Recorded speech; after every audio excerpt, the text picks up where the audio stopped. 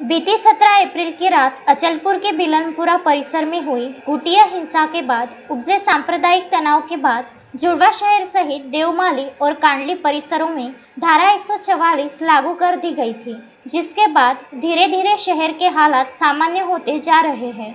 अचलपुर के उपविभागीय अधिकारी संदीप कुमार अपार ने 19 अप्रैल को 2 चरणों में कुल 4.5 घंटों की ढील दी थी।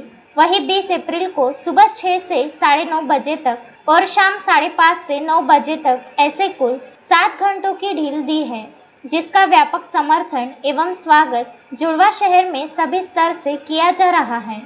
नमस्कार, मी संदीप कुमार अपार, उपविभागीय दंडाधिकारी अचलपूर।